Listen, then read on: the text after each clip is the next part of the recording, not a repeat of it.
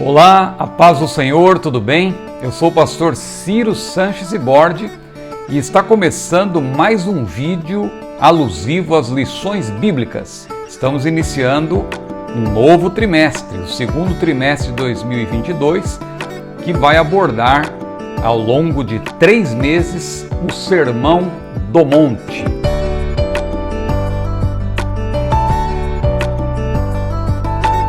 Aqui está o título da lição, o título dessas lições bíblicas: Os valores do reino de Deus, a relevância do Sermão do Monte para a Igreja de Cristo.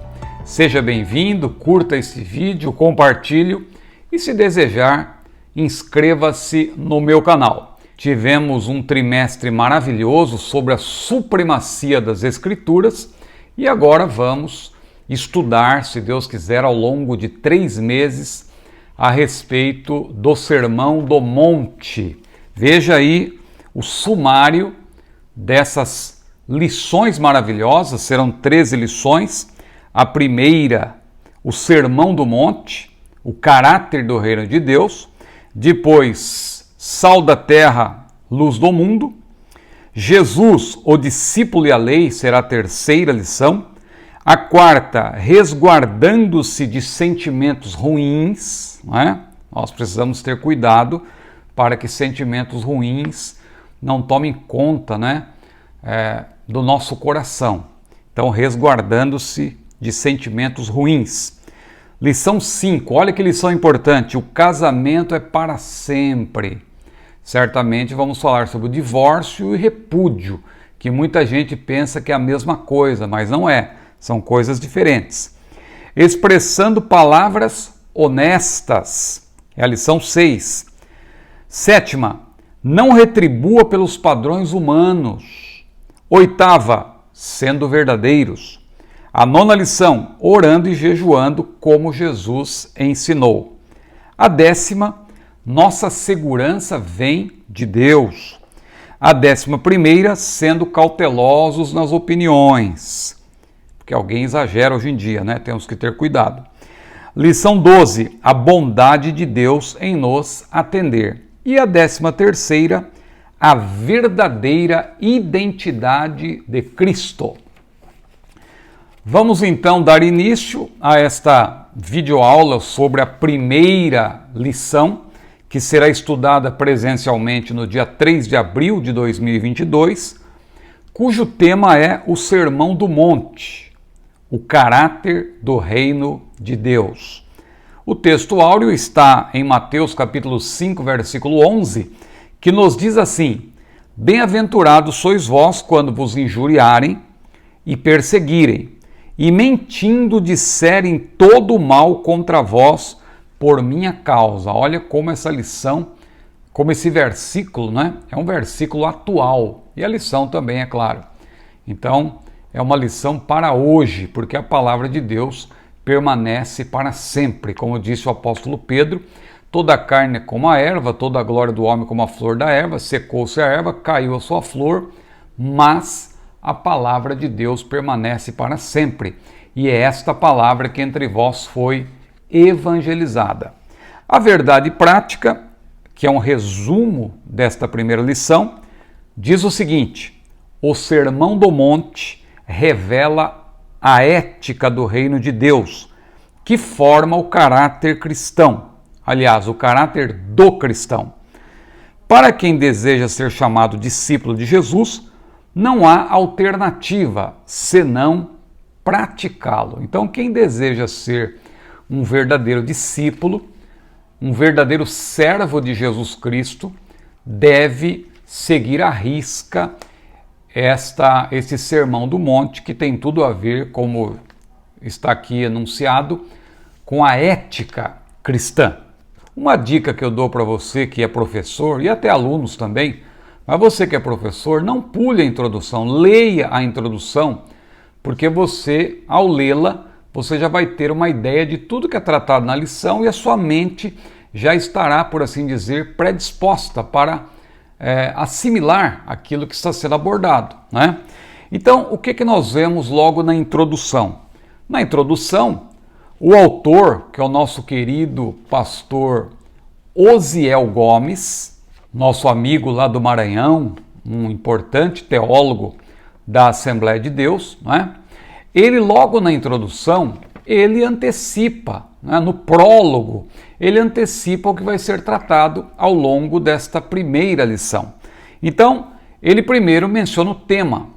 Qual será o tema abordado, aliás, não só nessa lição, mas no trimestre todo? O Sermão do Monte, que também pode ser chamado de Sermão da Montanha, e que não deve ser confundido, eu acredito que muitos chamam esse sermão de Sermão da Montanha, para que não haja confusão com o Sermão do Monte das Oliveiras, que está lá em Mateus 24 e 25, Lucas 21 especialmente, também alguma porção no capítulo 17, né? Porque Jesus, o sermão naquela época não era como hoje, né? De cima de um púlpito, com um primeiro tópico, segundo tópico, conclusão, começo, meio e fim. Não, Jesus ia andando e falando.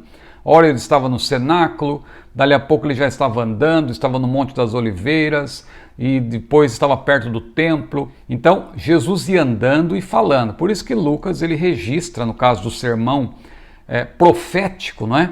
Que também é conhecido como Sermão do Monte das Oliveiras, e que também tem uma parte registrada em Marcos 13, esse Sermão do Monte das Oliveiras não deve ser confundido com o Sermão da Montanha, que será chamado, claro, ao longo desse trimestre, nas nossas lições, de Sermão do Monte, mas não confunda com o Sermão do Monte das Oliveiras.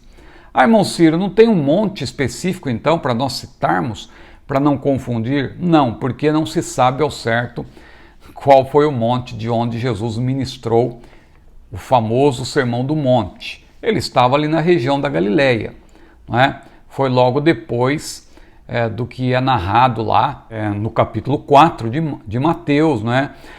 Depois do batismo de Jesus, narrado no capítulo 3, depois do capítulo 4, ele inicia o seu ministério, ensinando, pregando, curando, não é? Fazendo milagres.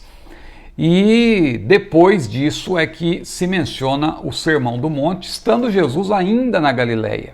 A Bíblia diz que o povo que estava em trevas viu uma grande luz, como cumprimento da profecia de Isaías, e o povo que estava em trevas viu uma grande luz, né? A luz raiou, ou seja, a luz da presença do Senhor Jesus, que trouxe salvação, porque a salvação traz luz. A salvação traz o fogo, porque a luz naquela época nada mais era do que o fogo que estava na tocha, que estava na lâmpada, não havia luz elétrica. Então é interessante que a salvação traz o fogo. Alguém pensa que o que traz o fogo é o batismo no Espírito Santo. Não, o batismo no Espírito Santo aumenta o fogo, aumenta a chama. Mas o que traz o fogo para o pecador que está apagado é como uma luz, uma lâmpada que está fora do bocal, mas quando ele recebe Jesus, a luz é acesa, chega a luz na vida dele, e Jesus disse: eu sou a luz do mundo. Se alguém me segue, não andará em trevas, mas terá a luz da vida. Mas vamos adiante. Então, o autor menciona na introdução o tema. Ele diz que o Sermão do Monte é a alma do Evangelho, né? Ou seja, aplica-se à igreja. Aqui um primeiro ponto precisa ser destacado, porque quando a gente estuda a escatologia, há alguns teólogos pré-tribulacionistas que dizem: não, a igreja não aparece nos evangelhos, não aparece em Mateus, então eles fazem de tudo para tirar a igreja, para dar uma resposta aos pós-tribulacionistas. Mas eu acho que eles exageram na dose, alguns teólogos pré-tribulacionistas, eu também sou pré-tribulacionista, mas eles exageram na dose quando dizem que, por exemplo, o que está em Mateus 24 e 25, o sermão profético de Jesus, é só para Israel, porque a igreja ainda não estava estabelecida e tal. Bom, se o sermão profético era só para Israel, então, e se Mateus ele foi destinado aos israelitas, o que eu faço então com o Sermão do Monte? Mateus capítulos 5 a 7, também é para Israel? Não. Nós temos que entender que Jesus iniciou a igreja, os discípulos eram a igreja nascente. Claro que no dia de Pentecostes houve a inauguração da igreja. Não confunde inauguração com o início propriamente dito. né? Porque uma empresa pode iniciar as suas atividades e depois marcar um dia para que haja sua inauguração, quando aquela empresa se apresentará, né, para os seus clientes de uma maneira mais ampla, né, para conquistar novos clientes. É uma inauguração. Ela vai tornar visível ali diante de todos a sua missão, o seu trabalho, a sua linha, né, de atividade. Então a igreja também ela já estava em funcionamento, é claro. Não é porque Jesus disse edificarei a minha igreja que ela ainda começaria. Não, a igreja seria edificada e continua sendo edificada até hoje, né? Lá em Efésios é claro isso, Efésios capítulo 4, versículo 11. Mas a igreja foi criada, formada e feita. Tanto que Jesus sopra antes da igreja receber o derramamento inaugural do Espírito Santo no dia de Pentecostes, Jesus já tinha antes, João registra isso, soprado sobre a igreja. Veja que o ser humano, quando foi criado, formado e feito, quando ele foi formado, Deus soprou sobre as suas narinas. Em Ezequiel 37, também falando do povo de Israel, a Bíblia também diz que o Espírito soprou, né? Isso tem a ver com formação, porque a igreja foi criada, formada e feita. Cristo iniciou a igreja. E o autor diz ainda na introdução que esse sermão ele vai em duas direções. Ele volta-se para Deus e revela o lado ético do reino. Por quê? Trata do amor de Deus e trata também do amor para com o próximo. Ou seja, é um convite a praticar o que Jesus ensinou. Vamos então ao primeiro tópico, a estrutura do Sermão do Monte. Por que Sermão do Monte? O autor responde então que o Sermão do Monte tem esse nome justamente porque Jesus falou a partir de um monte próximo ali ao mar da Galileia. Ao afastar-se da multidão, possivelmente em Cafarnaum, Jesus subiu a um monte para ensinar. Agora, não confunda, é bom que se diga, não confunda o Sermão do Monte com o Sermão da Planície. Porque muitos teólogos liberais, para querer encontrar possíveis ou supostas contradições na Bíblia, usam esses argumentos. Olha, lá em Mateus diz que era no monte, mas quando você vai para Lucas, diz que era na planície, era num lugar plano. Não confunda. Jesus, ele repetia a mensagem. Jesus repetia exemplos. Não tem problema repetir. Alguém hoje em dia pensa que é um pecado muito grande. Você prega uma mensagem, depois não pode pregar de novo. Não, eu repito mensagens e não é o fato de você estar repetindo que a mensagem perde a unção, porque a unção vem do Espírito Santo. Claro que você não vai repetir por repetir. Você vai repetir se você for dirigido por Deus a fazer isso. O próprio apóstolo Paulo disse, eu não me canso de vos escrever as mesmas coisas. É segurança para vós. Há mensagens que precisam ser repetidas. Então não confunda o Sermão do Monte com o Sermão da Planície, registrado por Lucas, porque há uma diferença abissal entre eles. Tem, claro, elementos parecidos, exemplos que foram usados tanto num quanto no outro, mas o Sermão do Monte tem mais de 100 versículos, enquanto o Sermão da Planície tem aí cerca de 30 versículos. É um conteúdo menor.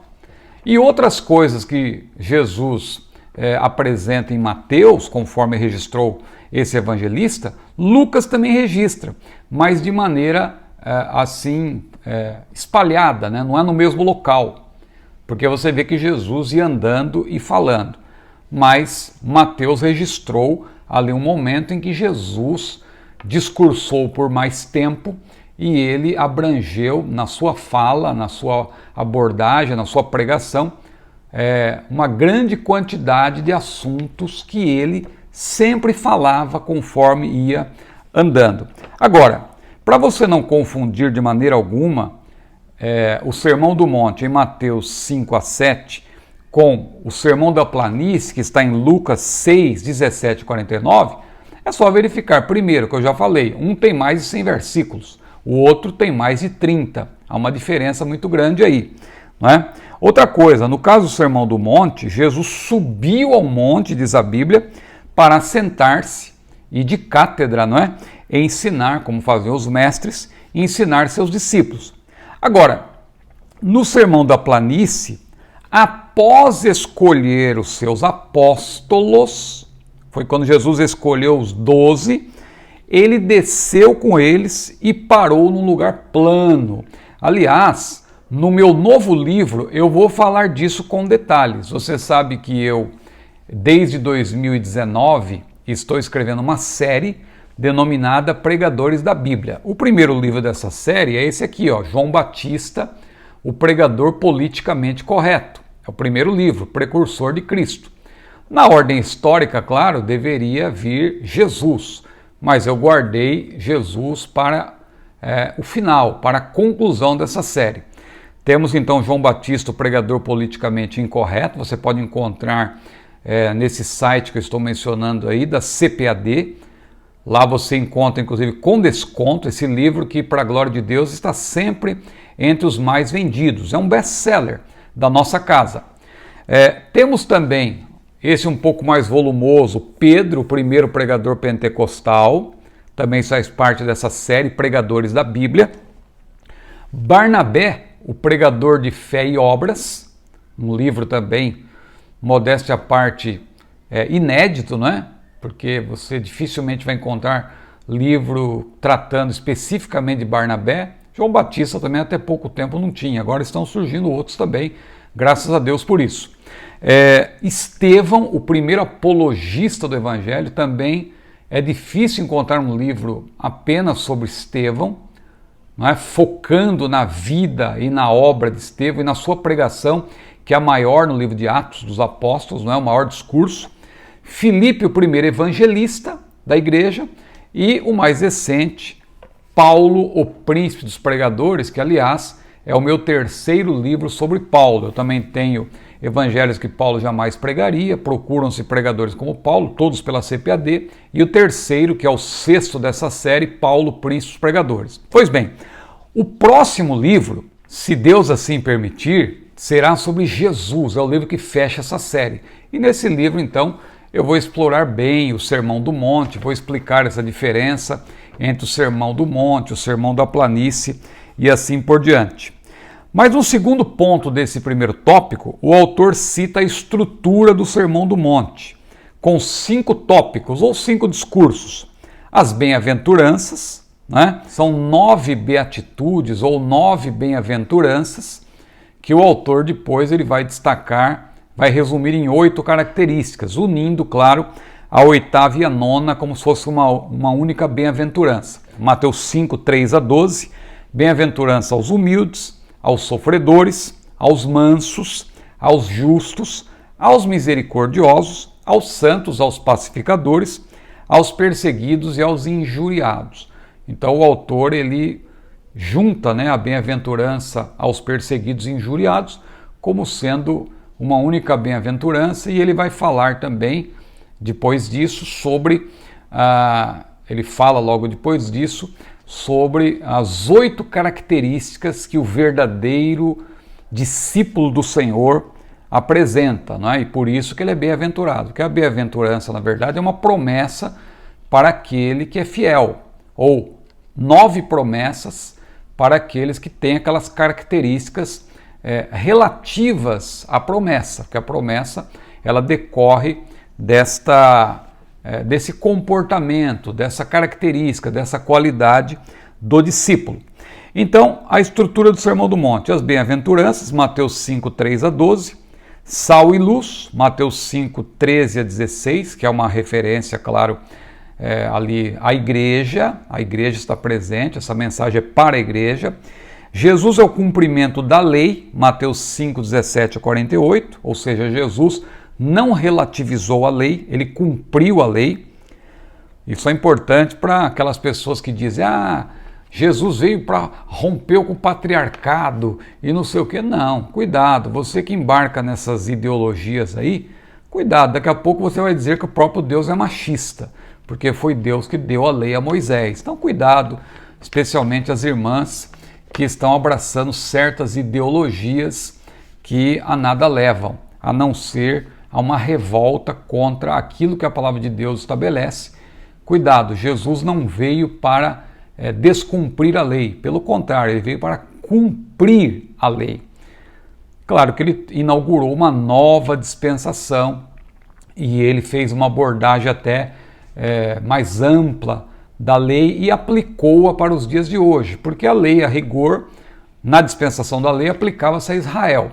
Ao trazer os ensinamentos, os princípios, mais precisamente, não a parte cerimonial, mas a parte dos princípios que Jesus preservou da lei, porque ele, como o Deus homem, ele tem autoridade para fazer o que fez, ou seja, ele disse como lês, e ele então explicou, ele aplicou a lei a nós, e em alguns casos ele até apresentou algo mais rigoroso.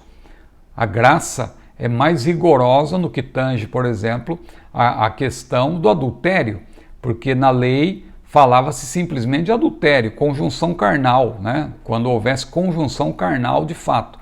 Mas Jesus foi mais além e disse, olha, aquele que atentar numa mulher com intenção impura, em seu coração já cometeu adultério com ela. Ou seja, Jesus abordou o aspecto psicológico, que também tem, claro que não é igual ao adultério propriamente dito, no que tange às consequências, mas também traz consequências, sobretudo para a vida espiritual, para a comunhão com Deus. Mas isso será abordado a posteriori. Então, Jesus, o cumprimento da lei, os atos de justiça, Mateus 6, 1 a 18, a esmola, a oração, jejum e assim por diante, e as declarações de sabedoria, inclusive sobre o julgamento, né, que é algo que hoje em dia muita gente não entende, né? Porque Jesus disse lá, não julgueis para que não sejais julgados. E aí qualquer erro que alguém comete e algo se torna público e tal, mas logo alguém diz, não julgueis, não julgueis. Ora, Jesus diz para não julgar de maneira caluniosa nem difamatória, né? Porque com a medida com que medirdes, disse Jesus, os medirão a vós também. Agora, julgar no sentido de examinar o erro, de contestá-lo, de opor-se à heresia, isso aí, o próprio Senhor Jesus lá em João 7, ele disse, não julgueis segundo a aparência, mas julgai segundo a reta justiça. No próprio capítulo 7 de Mateus, ou seja, dentro do próprio sermão do monte, o mesmo Jesus que disse não julgueis, no sentido calunioso e difamatório, ele menciona os falsos profetas e diz como identificá-los. Muitos me dirão naquele dia e tal, né? Pelos frutos conhecereis. Nem todo aquele que me diz Senhor, Senhor entrará no reino dos céus, mas aquele que faz a vontade de meu Pai que está nos céus, e assim por diante. Então veja, isso também será abordado posteriormente. O terceiro ponto desse primeiro tópico, né, a estrutura do Sermão do Monte, é o primeiro tópico, a quem se destina o Sermão do Monte. Como já vimos na introdução dessa minha videoaula, a todos os cristãos, a toda a igreja, a começar pelos discípulos que constituíam a igreja nascente. Não se engane, não pense que a igreja só começa no dia de Pentecostes. Ali foi o derramamento inaugural do poder do Espírito, a inauguração da igreja. Mas o reino de Deus já estava presente, e o reino de Deus é expresso pela igreja. Então, os discípulos constituíam a igreja nascente. Claro que eles também eram judeus e eram israelitas. Isso é uma chave para você entender o sermão profético, inclusive. Porque no sermão profético, Jesus responde uma pergunta tripartida e nessa resposta ele, claro, fala especialmente para os discípulos como israelitas que eram. Mas logo ele também fala para a igreja, ele fala da iminência e assim por diante. Lembre-se que o sermão profético não está rigorosamente em ordem sequencial, porque Jesus ele abre um parêntese para responder a pergunta dos discípulos e depois retoma um assunto que é mais propriamente para a igreja. Se você quiser entender, aliás, o sermão profético, que não é o nosso assunto aqui, mas eu tenho uma playlist aqui, Sermão Profético de Jesus, em que, modéstia à parte, eu explico detalhadamente aí o sermão profético. Também você pode fazer o curso do CETADB, que é o Perguntas Escatológicas, né? Você pode ver aqui nesse link, nesse curso, eu escrevi também o livro e lá tem um capítulo específico respondendo a várias perguntas alusivas ao sermão profético, que não é o nosso assunto aqui. O nosso assunto não é o Sermão do Monte das Oliveiras, é o Sermão do Monte, um monte indefinido lá na Galileia, né? Porque o Sermão do Monte das Oliveiras, claro, é um monte que está em Jerusalém. Aqui não, é um monte na Galileia. Então o Sermão do Monte, que é um monte que não sabemos qual é. Então a quem se destina o Sermão do Monte? A todos os cristãos. Segundo tópico, as bem-aventuranças e o caráter dos filhos de Deus. O que são essas bem-aventuranças? São promessas. São promessas referentes ao presente e também ao futuro. Se você ler com atenção, você vai ver que são promessas que dizem respeito ao nosso presente, se formos fiéis, e também dizem respeito ao nosso galardão futuro, mas é uma promessa para os seguidores fiéis, aqueles que de fato são bem-aventurados. Porque o que significa bem-aventurado? Bem-aventurado é aquele que é mais do que feliz, é aquele que desfruta da comunhão com Deus, porque ele é fiel, ele está na presença de Deus, então ele é bem-aventurado. O segundo ponto, o reino de Deus e seu caráter.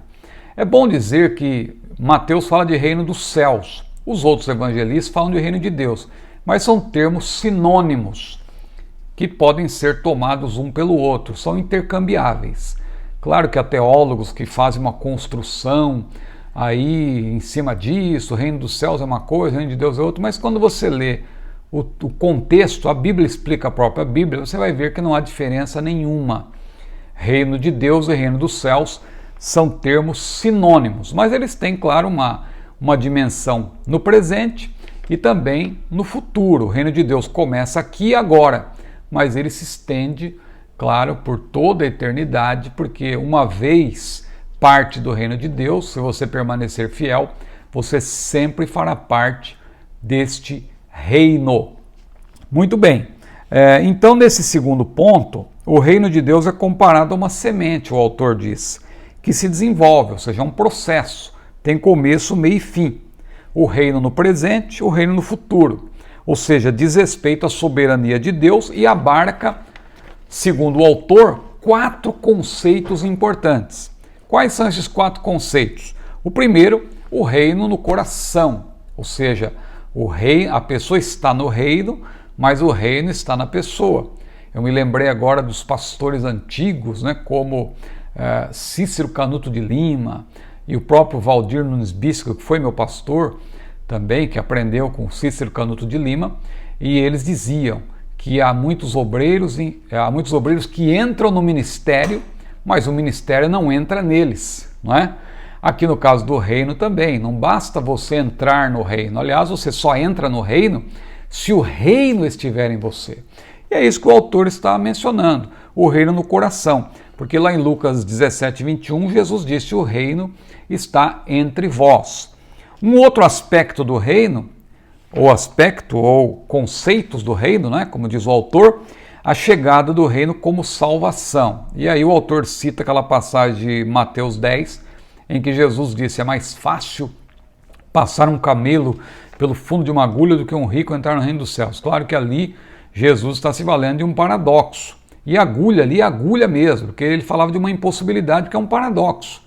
Há muita gente que vai para as terras bíblicas e fica tentando encontrar a agulha, que alguém disse que era uma portinhola, onde o camelo tinha que passar agachado, e o pessoal se aproveita disso. Claro, né, os guias turísticos, eles acabam explorando isso. Mas se você olhar com cuidado, você vai ver que Jesus estava falando de portinhola nenhuma. Jesus estava falando da própria agulha mesmo, do fundo da agulha, porque ele falava de uma impossibilidade. É impossível um camelo passar pelo fundo de uma agulha. Impossível, não é difícil, é impossível, né? A dificuldade aqui é no sentido de impossibilidade. Quão difícil é um rico entrar no reino dos céus. É semelhante a um camelo, né? Porque não há como a pessoa ser salva pelas obras ou pelas suas riquezas. Por isso que Pedro perguntou: Senhor, quem poderá salvar-se? E Jesus respondeu: aos homens é impossível, mas para Deus todas as coisas são possíveis. Então a salvação, ela é operada pela graça. Dinheiro não compra salvação, é impossível. Da mesma forma que é impossível um camelo entrar no fundo de uma agulha. Então ali Jesus se referia à agulha mesmo. Cuidado aí com os revisionistas. Hoje em dia tem muita gente querendo dizer que agulha não é agulha, que galo não era galo. Eu respeito, até tem teólogos respeitáveis que falam lá que o galo, o canto do galo não era galo, porque não havia galo em Jerusalém, mas a arqueologia mostra, foram encontrados até moedas que tinham um desenho, ali a efígie, né, que tinha galo também, né, porque já havia na Palestina galos e galinhas, tanto que Jesus, quando chegou diante de Jerusalém, ele disse o quê? Jerusalém, Jerusalém, quantas vezes eu quis te ajuntar, como a galinha ajunta os seus pintinhos. Ali Jesus está dizendo como a trombeta ajunta as suas trombetinhas. Não, a galinha ajunta os seus pintinhos, porque tinha galinha e também tinha galo em Jerusalém. Então cuidado aí com o revisionismo. Claro que essa é uma questiúncula, não precisa também gerar grandes debates, tem pessoas que ficam ofendidas e não, porque fulano disse lá que é o galicínio e no latim e o toque das trombetas e a pessoa faz uma construção, mas eu não brigo com o texto diz galo, o galo canta, as trombetas são tocadas, né? Mas aí essa é a minha opinião. Quando eu olho para a Bíblia, você não é obrigado a concordar comigo, mas eu não vou brigar com o texto. Mas não era isso que eu queria falar. Eu queria falar dessa questão aqui do camelo, né, passar pelo fundo de uma agulha, porque o texto aqui fala de salvação, Marcos 10, 25 e 26. Outro ponto importante, a igreja, a expressão do reino de Deus. Então veja como o Sermão do Monte é para a igreja, porque a igreja é justamente a expressão do reino de Deus. E o autor cita lá Mateus 16, versículos 17 a 19, onde no Novo Testamento é a primeira referência, não é? Nos livros, de acordo com a ordem de assuntos não cronológica, é a primeira vez que aparece ali, não é? A palavra igreja, não é? Por isso não devemos, repito, ignorar o ensinamento também, o ensinamento escatológico no sermão profético, lá de Mateus 24 e 25. E o quarto conceito, toda a criação e a volta do Senhor. Ou seja, aqui então é uma abordagem que está relacionada com o milênio, com o reino eterno do Senhor. O terceiro ponto, os súditos do reino de Deus. E aí o autor apresenta 8 qualidades baseadas nas 9 bem-aventuranças, ou 8, né, se juntarmos as duas últimas. Quais são essas 8 qualidades? Quebrantamento, ou seja, humildade, reverência, temor e tremor, choro, o choro do coração, de sentimento realmente, não é apenas, como o pessoal brinca, lágrimas de crocodilo, mansidão, que também é parte do fruto do Espírito. O fruto do Espírito é 9 elementos que são mencionados em Gálatas 5 e 22, mas também tem outros elementos em Efésios 5 e 9, em Colossenses 3, em 2 Pedro capítulo 1, versículos 5 a 9. Ou seja, o fruto do Espírito não são apenas 9 elementos, mas são várias características, várias qualidades que são geradas em nós quando nós damos lugar para o Espírito Santo. Outra qualidade dos súditos, a retidão ou justiça, honestidade, misericórdia, que se traduz em não dar ao ofensor aquilo que ele merece, né? Isso é misericórdia. A misericórdia de Deus também consiste nisso, de não nos tratar de acordo com os nossos pecados. Pela graça, Deus nos dá o que não merecemos. Pela misericórdia, Deus não nos dá o que merecemos. Como somos pecadores, qual o salário do pecado? É a morte. Mas Deus não nos dá a morte, Ele nos dá a vida eterna. O salário do pecado é a morte, mas o dom gratuito de Deus é a vida eterna por Cristo Jesus, o nosso Senhor. Pureza, que tem a ver com santificação. Pacificação, ou seja, quem tem paz, e Jesus disse, deixe-vos a paz, a minha paz vos dou, não vou lá dou como o mundo a dá. Quem tem paz, partilha a paz com outros. É um pacificador. e a perseguição por causa dos valores do reino, ou seja, os cristãos estão sendo perseguidos em toda parte. Isso é cumprimento da palavra profética, porque Jesus, lá no Sermão do Monte das Oliveiras, o sermão profético, ele também fala de perseguição, e ali ele está falando para a igreja, porque ele diz perseguição por causa do meu nome. Não diz respeito aos israelitas essa parte, mas está relacionado com a perseguição que a igreja tem enfrentado e enfrentará principalmente nessa última hora, né, nesses últimos momentos, na culminância dos últimos dias que estamos vivendo na face da terra. O terceiro e último tópico para concluir: somos bem-aventurados. Primeiro ponto, a beatitude na vida dos salvos. As bem-aventuranças se cumprem na vida dos fiéis, os quais, claro, passaram pela experiência da salvação e foram transformados interiormente pela palavra. Estes são os que são bem-aventurados, os verdadeiros cristãos, aqueles que de fato são fiéis. Bem-aventuranças, como já falamos, abrangem presente e futuro, porque a nossa própria santificação, a nossa própria salvação tem um aspecto no passado, posicional, tem um aspecto no presente, né? O aspecto progressivo, e tem um aspecto no futuro, o aspecto perfectivo. E isso também tem a ver com as bem-aventuranças. O segundo ponto, a prova de que o cristão é bem-aventurado. Essas 8 práticas que eu aqui mencionei, essas 8 qualidades, o Senhor vê e recompensa. E isso é a prova de que o crente domina a carne, diz o autor. A verdadeira felicidade está acima de dinheiro, fama e poder. Baseia-se no contentamento, na alegria que vem do Senhor. A alegria do Senhor é a nossa força. Paulo também menciona isso lá em Filipenses 4, 11 a 13, quando ele diz: posso todas as coisas naquele que me fortalece. E ele fala que ele aprendeu a contentar-se com o que tem. Não a conformar-se, mas a contentar-se. Porque nós somos bem-aventurados quando agradamos a Deus, e daí vem o nosso contentamento. Ou seja, a verdadeira felicidade revela-se em quem ama, bendiz e faz o bem, inclusive aos inimigos, como diz lá em Mateus 5:44. E a conclusão, então, caminhando aqui para o final, o Sermão do Monte é a base da ética do reino de Deus. E eu quero terminar lendo aqui essa parte final da conclusão dessa lição, que diz algo importante. Veja, se cada crente fizesse do Sermão do Monte o seu norte ético da vida, as polêmicas não teriam lugar entre nós. Não haveria espaço para meras opiniões intelectivas, visto que o propósito desse sermão é que cada crente seja como Deus quer que ele seja. Isto é, devemos ser imitadores de Deus, como disse o apóstolo Paulo, né? Então, meus queridos irmãos, meus queridos amigos, que Deus os abençoe. Esta é a primeira lição dessas lições bíblicas maravilhosas sobre o Sermão do Monte. Se você chegou até aqui, eu creio que você está gostando deste vídeo. Compartilhe, curta esse vídeo e não se esqueça, inscreva-se no meu canal. Que Deus abençoe grandemente a sua vida. A paz do Senhor.